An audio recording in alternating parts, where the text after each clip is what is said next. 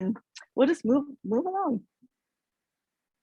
Okay, so welcome everybody to the third of our series on hiring, onboarding, and retention. And so today we have with us two very well-qualified HR representatives here in the Temecula Valley. And so I'd like to introduce both of them. Laura Beardsley is currently the Vice President of Human Resources at Wilson Creek Winery and Inc. And she's also been on one of our other calls. So Laura, thank you for coming back. As an HR professional with over 15 years, Laura has worked in multiple HR roles and is responsible for ensuring all employees have a positive experience, feeling intrinsically fulfilled from the moment they read the posting to a new position through the retirement with Wilson Creek Winery and probably the other organizations you work with in the past as well. So she's skilled with both large and small businesses, and she's very diplomatic and tactful, identifying her top strength as her ability to truly connect with others. Her favorite accomplishments in HR are policy and process implementation, employee relations and engagement, training, public speaking, and change management. And she lives here in Murrieta with her husband and 6-year-old son. So I will say, because I missed it the last time, you love guilty pleasure reality TV. That's great. We all do. We don't always admit to it. And also with us this morning is Oda Becerra. She is part of the Temecula Valley community and has been for 20 years. She has more than 15 years of human resource experience in the hospitality and medical device industries. She holds a degree in industrial relations and is PHR and SHRM CP certified. She has worked at Pechanga Resort and Casino, where she served as the HR operations manager for over 5,000 employees. So this lady has some experience with all of the three things we've talked about thus far in this series. Prior to Oda working in a Six Sigma, prior to working, I think it was at Pechanga, you worked in a Six Sigma lean manufacturing environment at DJ Orthopedics, and you currently hold a position as human resource manager at the Henry Schein Orthopedics Group. So welcome to the two of you, and thank you for being on the call today. And I am Jan Smith. I have a human resource consultancy here in the Temecula Valley Inland Management Group, and I service the hospitality and the service industry. Again, thank you for being on the call this morning. Well, in the past two weeks, I guess it is, we've discussed hiring techniques and the need for a strong new hire orientation and onboarding. And those two things increase the ROI of all of your hiring efforts that you have. Today, we're going to share some ideas for the third piece in this trifecta, which is the retention process. And in the over 40 years that I have been in HR, I have been involved in so many different hiring experiences, but I often see the first two parts, which is a sound, strong hiring and orientation implemented, but then the employee gets there the first day, they're shown their desk, and that's about that. They miss that whole piece to do the onboarding, which leads into this retention piece, because often those people we heard last week at the onboarding session, they make a decision about the commitment to the company in that first week.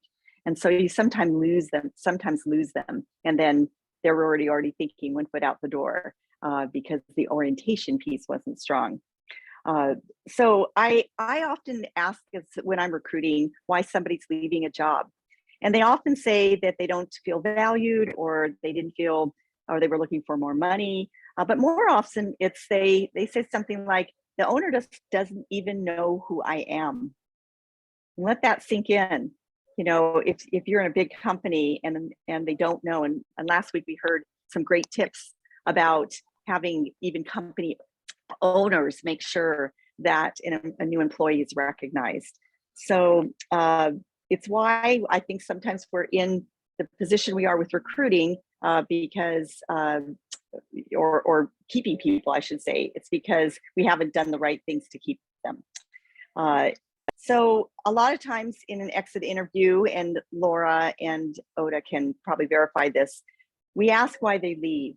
They said it's often because they don't see an opportunity for growth in the organization, or they don't feel recognized for their contribution, or they're really overworked. And especially the last 2 years, that's been the case. It's been tough, or they don't want to return to the workplace. They want a remote job because they're still afraid of COVID.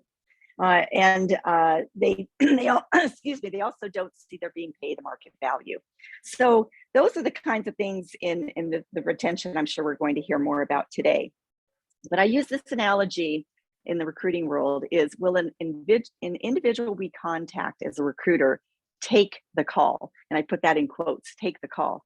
That means if we are putting a LinkedIn link out to them, or we are actually physically calling to see if they're interested in an opportunity, will they listen, or will they thank us and just say, I'll keep it in mind? That difference of taking a call is how much you've been able to retain them. So think about that as a business owner. It's easy for us to kind of snatch people away. We don't like to do that, and we don't do it very often because now with LinkedIn, we can just kind of put it out there. But that's also taking the call. It's piquing their interest, and there's a reason they leave. So you want to, in retention, keep them there and not have them leave. So with that, we're going to go ahead and look at some great retention strategies with Oda and Laura, and we'll just go ahead and kind of hit it off right away. So Laura, I'll just start with you. Why is employee retention important to your organization? I would definitely say the reason it is important, most important to us at Wilson Creek, is culture. So the culture of the organization, in my opinion, is great. We have a great culture. I mean, comparable to so many places I've seen in the past. But when you retain staff actually build relationships with their peers. They build relationships with their supervisors, and you start to kind of see the people around you being bought in, really kind of to the goal. For example, we're in business to enhance lives. That's actually what the mission is, to enhance lives. So if you see the people around you buying in and really working towards that, then you're more likely to stay. You feel supported. You feel like you can learn from those around you, and you kind of just, it's kind of that. I don't want to say that the 10-80-10 principle, but really it allows organically people to kind of, if they're A players and they're in it, they stay. They stay because they believe in what's happening around them. And if they don't, well, that's okay. Organically, they can leave and they can find, somewhere else.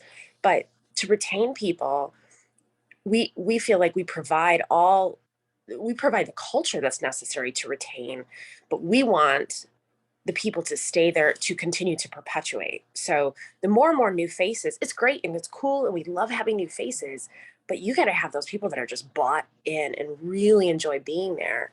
And that, in my opinion, creates the culture that we're trying to, to continue.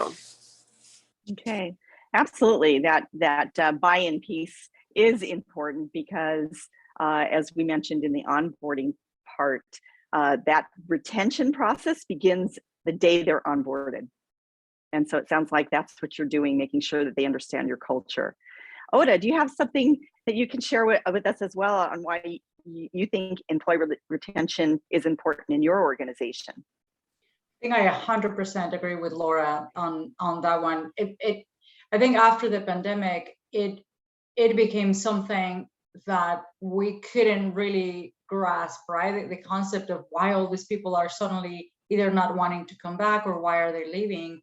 And it all goes back to the culture. One of the things that we did recently is we went back. We normally take every exit interview very seriously, right? It is a full-on conversation about tell me why you're leaving, what happened, where did, and a lot of times, it's things that you couldn't have avoided. But I learned in just the last year that the majority of them had to do with something that was directly impacted by our culture. So part of our strategy going forward is that cultural change, and it is at the very top. As I was reading the material, talking about strategy, that is at the very top of our strategy. going back, and it's almost like you're having to redefine who you are in this new environment, all the way from the recruiting to how you offboard somebody. You're having to just, relook at what people need and what's important. And, especially in the roles that have been remote for 18 months, you're just having to reassess, how do you, can you bring him back, and how do you bring him back? And what can you do for those who never left? And I know for us in manufacturing, we have a sector that never left, right? We are considered essential on site. And we had to keep that momentum going with them, while a lot of other people had the opportunity, because I believe that was the silver lining of all of this, to then, work from home, right?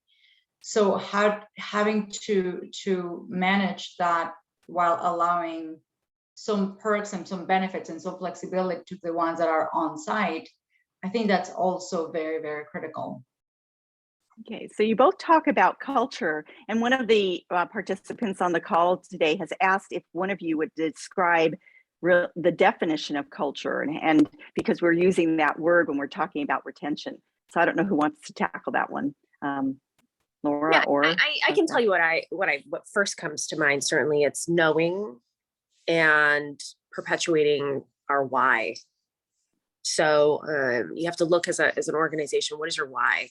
Kind of the Simon Sinek kind of thing, but ours, again, is to enhance lives. So in order for you to have a culture, you have to have a why. Why are you doing what you're doing? Why is your organization open? What are you providing? What do you want to get out of this? What do you want to provide to people, actually? Why did you open a company? Why, and so if you can hire staff that are trained as to what is our why and how do we get there and how do we do it, and then that staff continues to perpetuate and continues to provide and believe in that why, you'll have a great culture, in my opinion. Yeah. Oda, is there anything you'd like to? Well, you have a completely different industry as well, hospitality. Yeah, so I think for what I have learned is it really is about this is what we're about. Culture to me, in very, very plain terms, is this is what we are about. We're about our people, we're about our customers, we're about our product. And I think the challenge, Jen, that I have seen most often is how do we translate that into actions, right? Like you said, we speak about culture and what it means to us, but to a line level employee, for example, or for somebody in sales, or translating that into how do you have an impact in the culture is where the challenge has been. So being very specific with how you contribute. How do you treat your coworkers? How do you speak? How you communicate via email? How you relate to those in a cross-functional team. So that translation from what our mission is to tangible actions for employees, I think that is where the disconnect sometimes happens. And that is where, at least in my organization, we're trying to pay more attention. And I think I've seen that in companies before, where they have the why, they know the answer to the why, and they have a cultural statement or vision or expectations, but they don't do anything with them. And so I think what I'm hearing from the both of you is that you actually live the credo of your culture, and how you communicate that, and how you have expectations for it. And I think that's so true in any policy a company puts out. Is just it's not just to put it out; it's to follow and keep the expectations high on those. I have another question. Oh, I'm sorry. No, I was just going to add, because while we're on this topic, it has become so important that one of the projects that I'm working on is the development and implementation of a culture committee. So I know to us in HR, it may sound very basic, but it is a committee where we want every area of the business to be represented, because how I interpret culture versus how somebody else interprets it and how it impacts them is completely different, right?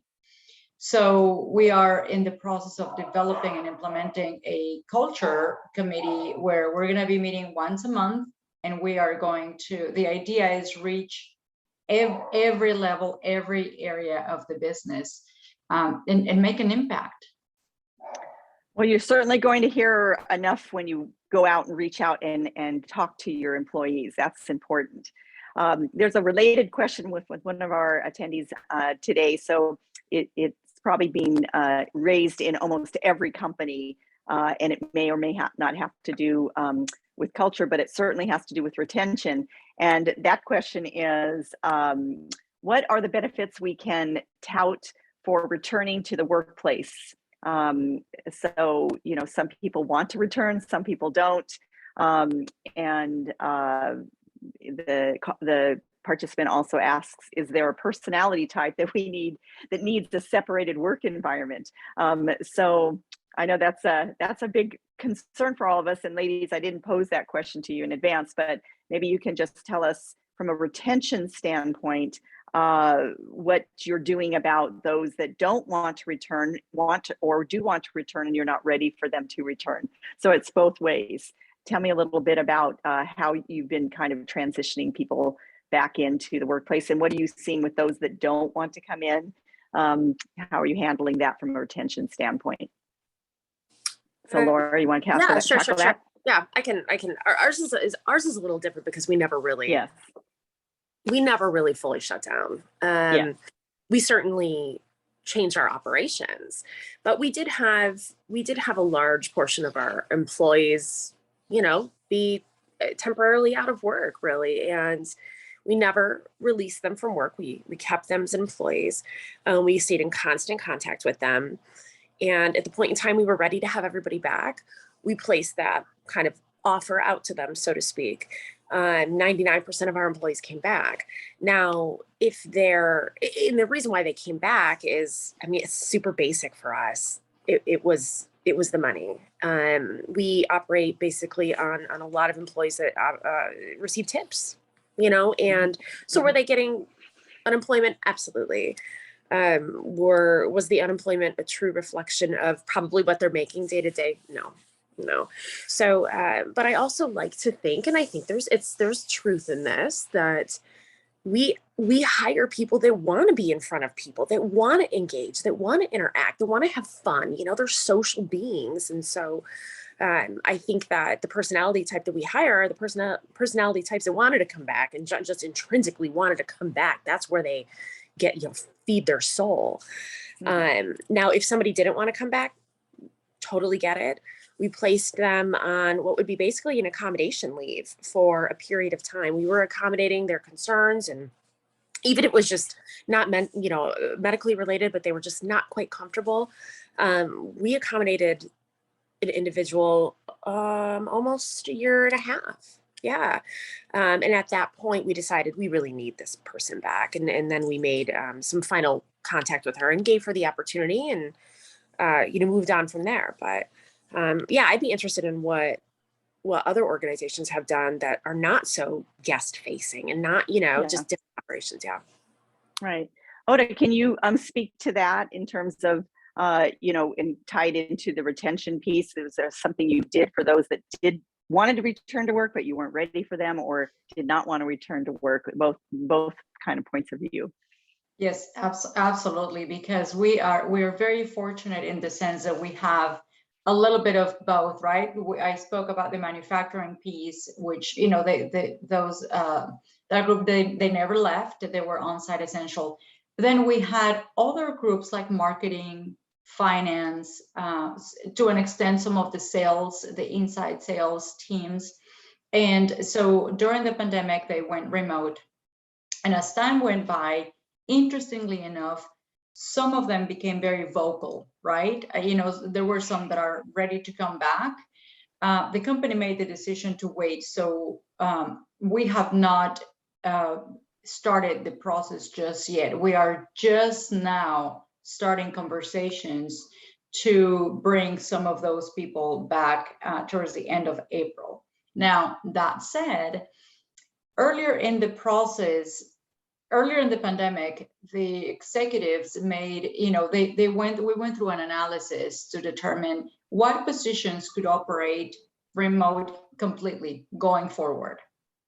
What positions made sense to be, a bit of a hybrid, right? And which ones have to come back fully.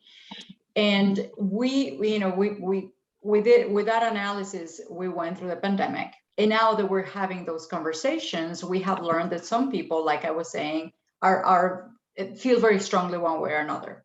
To give you the perfect example, I have an individual who is in marketing, and I was just having a conversation with him, a very professional conversation, but he feels very strongly, and his point of view is, why do you want me to come back? And I'm sure everybody has faced like that, right, in recent conversations. If you're telling me that there is a purpose for me to be in the office twice a week, I'll come back. But if you want me to be here just to be here, then no, I can't do that. And because I have been very productive, and he has. I mean, he has been very productive working from home. We have had no issues at all, right? So to answer your question as to what we're doing and what we are handling, now that we're having those conversations, we're doing a couple of things. The first one is we are going back out to those teams and saying, it's like almost like a survey, right? So would you prefer coming back, or would you rather stay working from home? And if working from home is not an option, how many days do you find value in coming back? What that is doing is that is starting a dialogue. And what we ultimately want to do, because going back to retention, I think flexibility right now, if we can afford it, is going to be key. So one of the things that we ultimately want to accomplish is have, with the positions where it makes sense to remain remote, to at least be able to establish what we are calling for now an engagement day, right? It may be one, it may be 2 a week, but it is precisely so that you come back and you have that social learning part that we all need, because that is also part of how we want to maintain the culture that we've been talking about. So we're doing those two. We're doing a survey. And again, that doesn't mean they're dictating how it is going to be, but what it means is it opens a dialogue to understand the why they don't want to come back, and then try and come up with a plan that meets in the middle. Well, that engagement day is very interesting because Laura, you're right. You have a completely different industry that has to be engaged with the customer, but in your business, it's more so the employees need to engage with each other and create that team, and that's the tough part, because there are a lot of needs that people need in the workplace.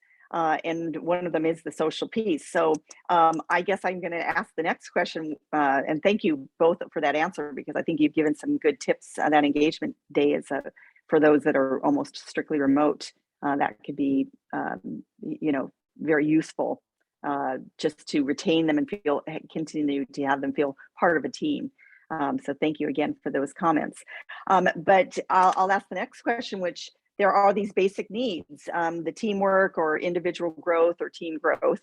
And what do you feel, Laura, you as an employer can do to fill these needs up with employees, to increase the chance of employee engagement and keeping people with you versus taking the call or moving on to another winery?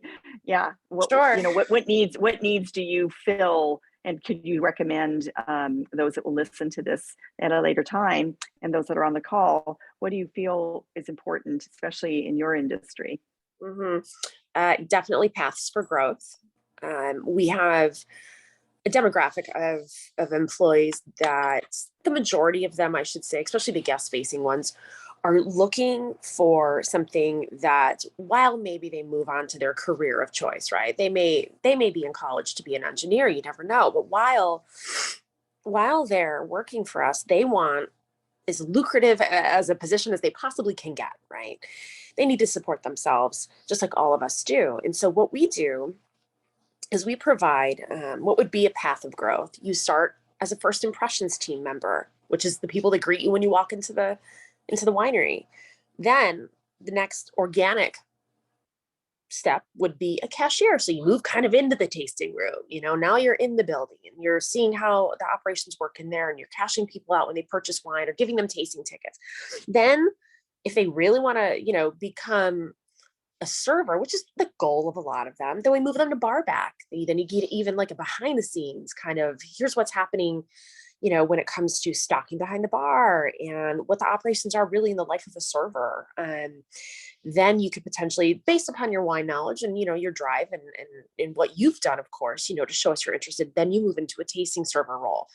So we provide that certainly up front, because that's one of the big questions we get. Well, am I going to be, a fit team member forever making X amount of money? Well, no, we have a lot of internal movement. Just this year, we've transferred / promoted 16 people, which is a lot. It's a lot for just March. So in last year, we didn't do that much. This year, we focused on it. We focused on moving people. We focused on growing people. And what we did is, if I'm an internal employee and if I want to move, and I want to move to a different position, but maybe I'm not offered that. Maybe my interview didn't go quite as well as I'd hoped, or you weren't selected for the role. We put you on a development plan at that point. And we say, we want you to grow. We want you to succeed. Here's what we need to see from you in the next 6 months. So I would highly recommend, if you're fulfilling needs of, gosh, I want to make more money and I want to grow, you identify a path. If they're not ready, then you give them the tools and the resources and the timeline that you want to see them obtain those tools and resources and education. Also, starting next month, I'm implementing a new leader training program. So I think that not only helps our current leadership staff and how do we manage people, how to become successful, because a lot of that conflict resolution and accountability conversations are hard. So I'm teaching those. That's going to cause retention, I think, if it trickles down into the staff. I'm teaching the leaders how to lead with fairness, consistency, and, and all that empathy. And we kind of already have that in our people, but how to apply that and be comfortable. So I think that will directly result in their staff staying longer when they have stronger leaders. So that's in a nutshell. Okay. Well, you've got a lot going on, a lot of initiatives for sure. I do. Yeah. Yeah. Oda, what are the reasons that you see for reason the employees are giving that they are leaving? What didn't work in the retention part? And that, of course, could be directly related to the last couple of years we've had. But what have you seen already this year and let's say last year? Why were people leaving your organization? Flexibility. I think that I would say, in the positions where we have determined that it is an on-site essential, other companies have found that there is a possibility to make it hybrid, for example. So again, we are having to reevaluate the needs of our organization and try to see, well, could we accommodate that? The perfect example is the manufacturing engineers, right? Quality engineers, where for us, what we always felt that it was essential for them to be directly involved with the manufacturing crew, and other companies were able to offer more of a hybrid role. So that is the first one. Workload is another one, because as you know, with this war on talent that we have, the employee that moves on, they're done. But those who stay and are absorbing more and more responsibilities, and it is a vicious cycle, right? Because you have, while you're trying to recruit and select the next candidate, the ones that you have, behind are absorbing all of this. So that's another one that we're having to analyze. And quite honestly, some of the processes that we're having to reevaluate as well. Mm-hmm. And what have you done, if anything, to change some of your policies to kind of counter that exit with those particular reasons? Have you done anything from your role as an HR manager? We have got so creative. It's because we have to, right, in this environment. So, listening to Laura, I can tell you different groups have different needs, right? Those who are hybrid, we are focusing a lot more on their growth, not only professional growth, but also personal. So what can we offer as an additional perk, right? And one of the benefits that we have with the new models is that our training can reach more people at once, where before you can only fit so many in a room. Now you can reach many more people. So, things like we've increased our tuition reimbursement. We've partnered very closely again with our EAP provider to do mental wellness sessions, and we provide both on-site and virtual, so that again everybody has a chance to do that. Financial wellness sessions. So we've tried to address things that people have expressed that they need to grow, again, not only professionally but personally, and compensation. Quite honestly, like Laura was saying, some positions it's more about my commission, what's my potential for earning, even if the base is where it should be. Do we have any flexibility with the commission plans? Things of that nature. But yeah, we're having to get very creative. Okay, absolutely. I think that's the name of the game, is the flexibility that even HR has in terms of some of their policies and procedures to be flexible. And that is, I believe, a retention tool. One of our participants had asked is if there was any type of turnover percentages and reasons, some type of report for our area from either an HR professional or other association. And they were interested in engaging and understanding the mentality of the labor pool shift between positions or industries. And so, Brooke, thank you for answering that question in the chat. And if any of you are interested, Brooke in the chat box has entered a link for Robert Hall salary guide, and it looks to me like there's some additional information in there that might be useful. I have not seen that guide yet, but it may reflect turnover stats and things like that in our area. So before you go, make sure that you either copy that or send that to yourself. But thank you, Brooke, for sharing that information. So we'll probably all take a look at that at another time.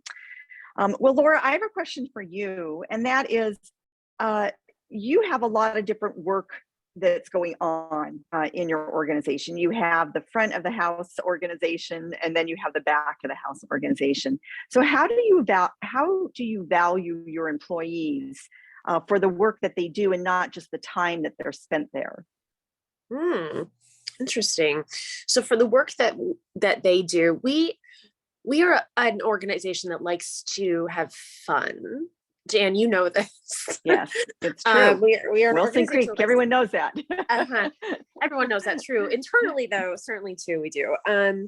So you know what we value them. I think one of the biggest things that catches people's eye, like when we're recruiting, is our quarterly parties.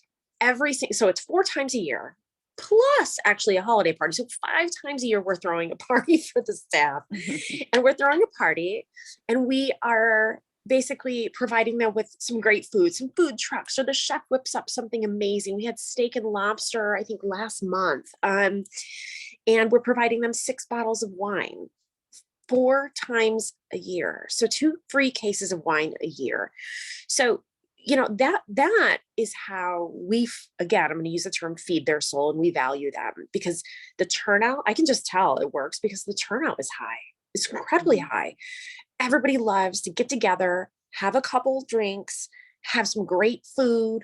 Everybody mingles around. I see a lot of mingling and kind of interconnecting where, you know, sometimes you see, oh, just the restaurant sitting together, oh, just the taster room sitting together. It becomes a fun, really kind of, you know, interactive environment. So we definitely value them in that way. You know, we've really started to think about how else can we do this? You know, I mean, we have the kudos cards, right? So, God, that was amazing. I just saw you do something wonderful. I'm going to give you a kudos card. It could be worth $6, could be worth 25. Just depends. So we also have quarterly goals, and quarterly goals is how do you, as an employee, how can you contribute to our goal? So when we create a goal, we make sure it's something that every single employee can contribute to, which is hard sometimes to figure out. How can someone that works in the vineyard contribute to our breathe again goal, which is we want everyone to fill out a form if they do anything that is for their mental or physical health. I did yoga today. I took a run. I meditated. You fill out a form, you drop it in a basket, and then we count those at the end of a quarter. And depending on how many we get, we actually throw maybe even a bigger and better party. We always have the party, but it's a bigger and better party, better food, you know, better entertainment. So we keep that in mind. We keep that in mind that there's so many people and they're so spread out and they're everywhere, and they're maybe they're up in Duluth working a vineyard. You just don't know. And so we always incorporate everyone. I mean, that is the biggest question on the executive team in our meetings is, does that incorporate everybody? Is that something that everybody can participate in? You know, and I think we just have to consistently ask ourselves that question, because sometimes you don't realize that you may, you know, inadvertently be leaving someone out. So and the value also, I think, comes from Bill Wilson walking around and talking to everybody. So back to what you said in the beginning, Jan, of people saying, God, the owner didn't even know who I was. That's not very common for us, which is a wonderful thing. So we do have ownership on property, and they know everyone's name, and that remind everyone how many employees you have. We're 265-ish right now. Mm-hmm. Yeah. Okay, so it's a good size organization to be able to do all of that. How about you?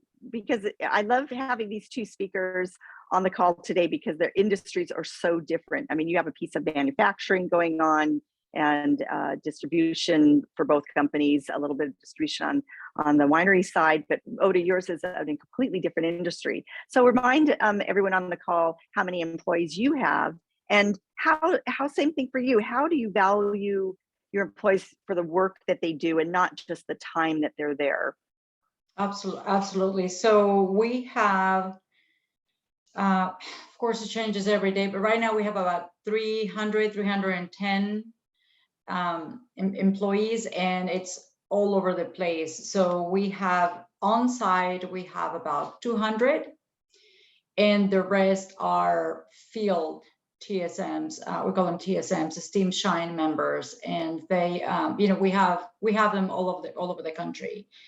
And what we're trying to do, a lot of rewards and recognition, like Laura said, I think that's what, you know, we try to do. And again, because the groups are so different, we try to do something for everybody. The perfect example that I can give you is during the summer, we have something that is called Summer Fridays, where the exempt employees, and that is just the nature of it, right, can leave a little bit early.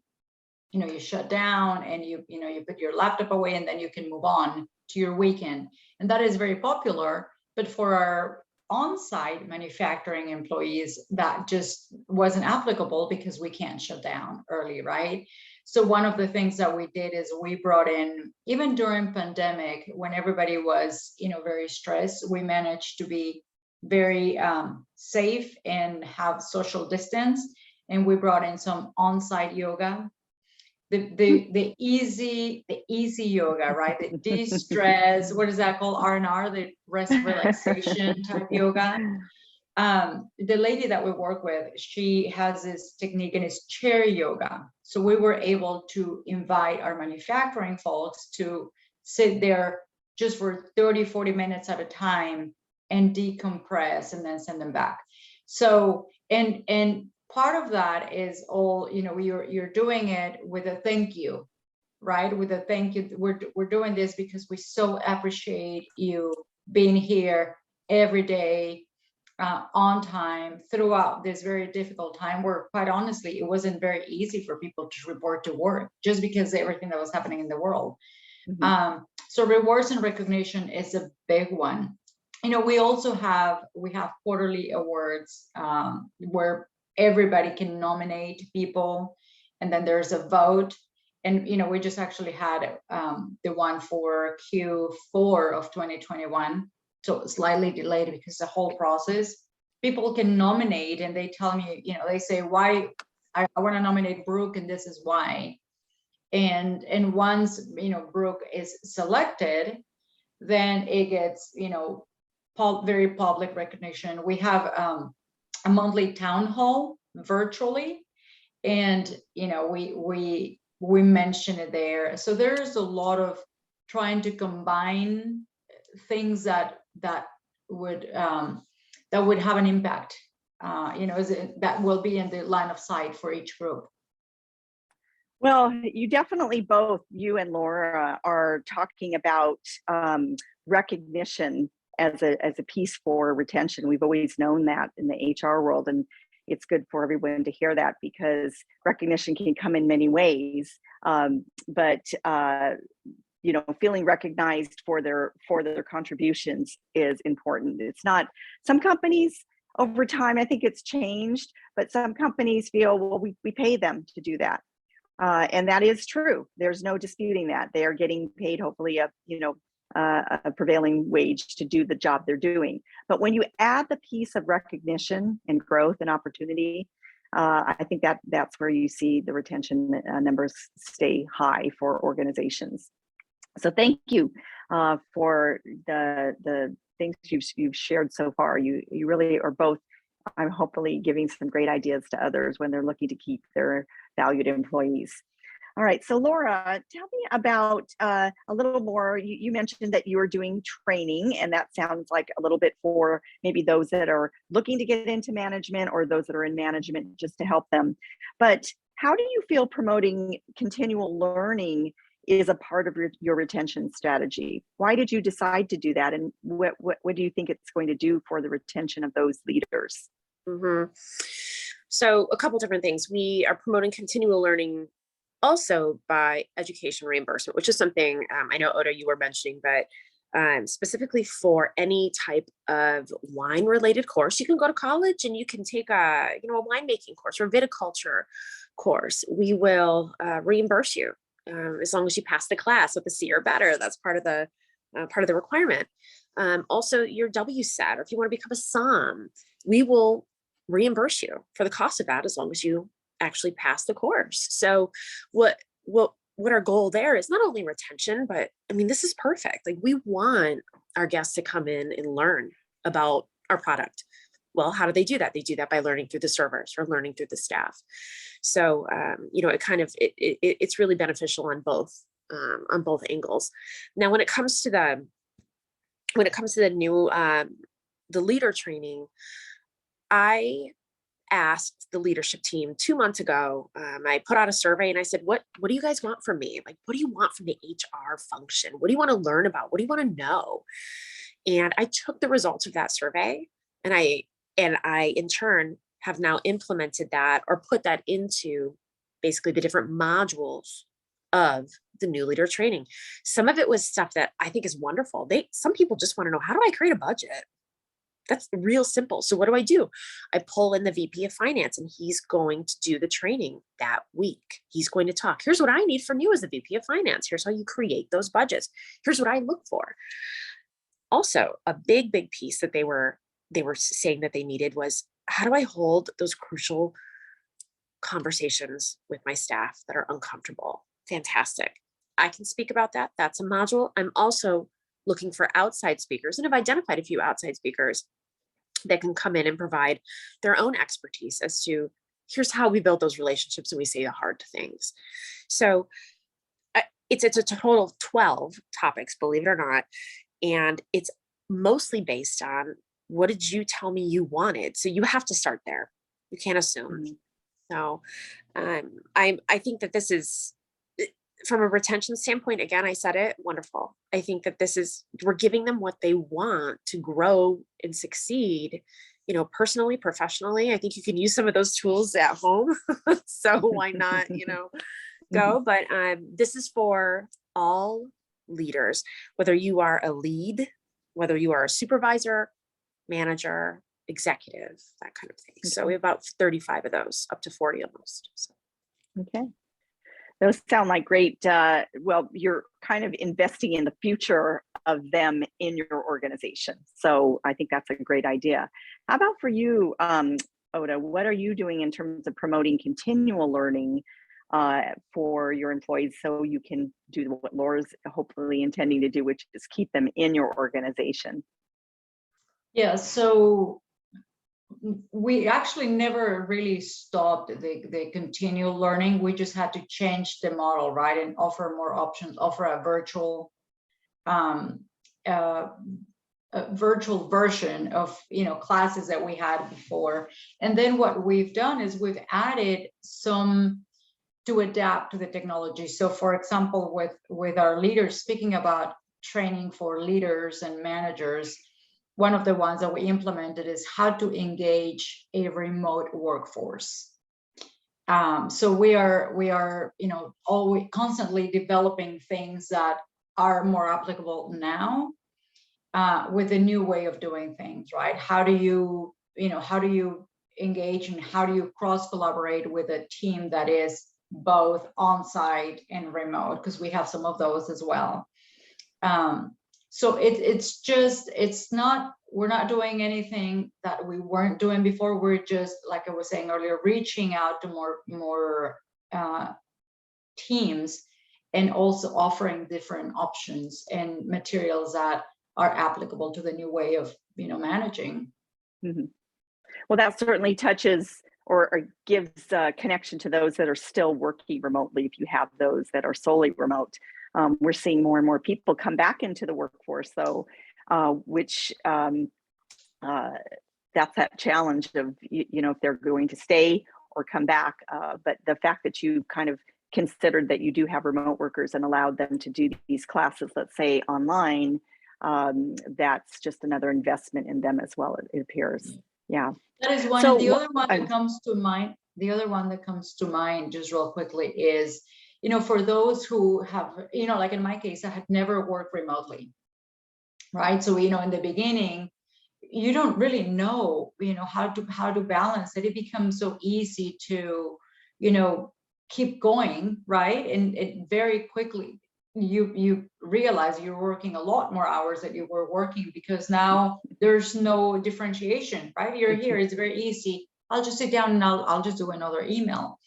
So we had to create material and training that would teach some of these team members how to manage that lifestyle at home, where they were able to disconnect and focus on your family and other things, and yet be productive, right? So we're trying to look for ways and material that is applicable to the new ways. Well, I'm certain any of us that have worked at home, I've only really worked at home for the last 26 years, and there is no boundary. No, exactly. Yeah. And that's not always healthy. Yeah. Yes, it's not always healthy, but what I like hearing about your company is that you have recognized that and decided that that was actually a topic that you needed to provide for their own personal sanity and growth. Absolutely, yeah. So thank you for that. All right, I'll just start out with you, Oda, on this one. And how do you give employees ownership of their job, especially when they're working from home? They really almost are managing themselves. But how have you done that? And have you found by doing anything that would allow them to just take ownership that it's been a good benefit for retention for your employees? Yes, so I can tell you that the main one, no secret here, is open and constant dialogue, right? Which not all leaders and not all managers tend to do. So going back to the culture and what we can influence, that's the first one. The second one is self-assessments and goals. Our performance evaluation process always includes a self-assessment. So that is, if anything, the one chance where our managers have to sit down and, with their employees and understand, what do you want to do and where do you want to go, and, how do you want to go about it for the next year. So that is the second one. And the third one is providing all of the tools that they could possibly need to do their work successfully. Which hasn't always been easy, because like you said, now you have somebody that is working from home, and you really don't know what their circumstances are. So one of the things that we're doing is, as part of that open dialogue, is understanding what do we need to, all the way from equipment to time to, if it is a VPN access. So I think the combination of those three, we have been successful, because as we call them stay interviews, right? So instead of waiting until they're leaving, we're doing what's called stay interviews. And we are finding that they feel that they have control over what they're doing, because we've provided them with all of the tools, information, and equipment to be successful. Well, ownership of giving them that kind of authority to manage themselves, especially in the remote world, is great, and another retention tool, even those that are in-house, allowing them to succeed, giving them the tools, allowing that open communication. Those are all great suggestions for giving employees ownership, which is another retention tool. Well, we have time for just another question, and one of the participants has asked, what for the two speakers, what has been the most cost-effective method of recognition or reward that has the largest positive impact on the staff, and basically the biggest bang for their buck with a staff of less than 200? I mean, I can tell you what sorry, for less us. than 20. So, this is a smaller organization. So, yes, the question is, again, what could a smaller organization do? You both have worked in all different organizations, getting to your career where you are today. So this might even apply for something you've done in the past. So what would you say for a much smaller organization would be a great effective method of recognition or reward? So Laura, I'll start with you on that one. Yeah, I think it actually, this could be applicable to large and small, but I really think that it doesn't have to have any type of monetary value specifically. It is an employee feeling seen and feeling that they are known who they are and what they do by the leader of the organization. It could be the CEO, it could be one of the VPs, it could be a director, it doesn't matter, but the people that they don't normally have a day-to-day rapport with, not the ones that they're working right alongside with. I think there's value and thank you there too. But I do think that the ones that where the heads pop up and you see them come through, that kind of thing, when that person stops, when that leader stops and they're like, hey, I just want to thank you for what you're doing. It does not go unseen. I appreciate everything. Talk to me about what you're up to. What are you working on? Just engage with them for 5 minutes, say a thank you, give a genuinely focus on them. I think it does wonders. I mean, I know if I get just say, wow, thanks, you're doing a great job. It's oh, you have a pep in your step, and nobody paid me any money for that. I really, it's non-tangible. It really is. I think that's where a lot of growth comes from, and a lot of really kind of engagement with the company. You've all of a sudden kind of gone up a notch. Ooh, I really like it here. If someone actually, takes the time. So yeah, they know my name. Remember when I started with it, Yep. Somebody told me that, and that stuck with me in an interview question. They did not even know who I was. They didn't know my name. Oda, do you have anything to add to that with a much smaller business that may not have? Thank you, Laura, for that, because that is so important, what you said there, just that recognition. But Oda, do you have anything to add for a much smaller organization that may not have the resources to do some of the things that both of you do with a much larger organization that you could recommend to Yeah. the I listeners? think for that size, I would hope that you know everybody by name and what they're about. But I think for that size, if you can afford it, I think flexibility would be the best way to recognize them, right? Flexibility with scheduling, flexibility to attend their home needs. I think that is the one where we can, if we can manage to accommodate some of those things. I can tell you that I have been an employee of smaller organizations years ago. So I can tell you from an employee perspective, that goes a long way, because you feel appreciated. You feel that the business understands that you have a life outside and things that happen, whether it's kids or doctor's appointments. And I think that goes a long way.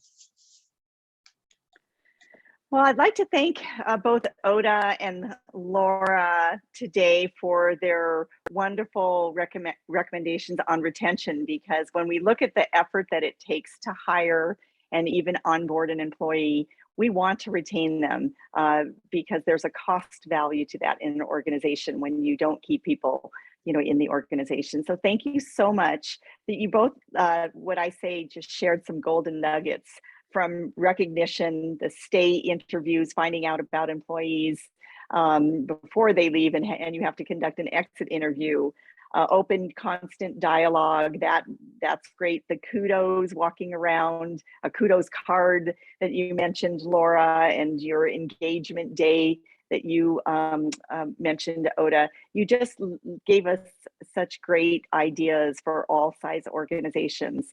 And we appreciate all of you being on the call today. So thank you very much. And we hope that these have been useful workshops, and these were all three will be available online through the chamber and visit Temecula Valley as well. So thank you for the attendance. Thank you. Thank you, everybody. Thank you again. Thank you so much for your time, you guys. We appreciate it a lot. Absolutely. Thank you, Wendy, for Thank you. attending. Thank you, Thank Diane, you. for being with us.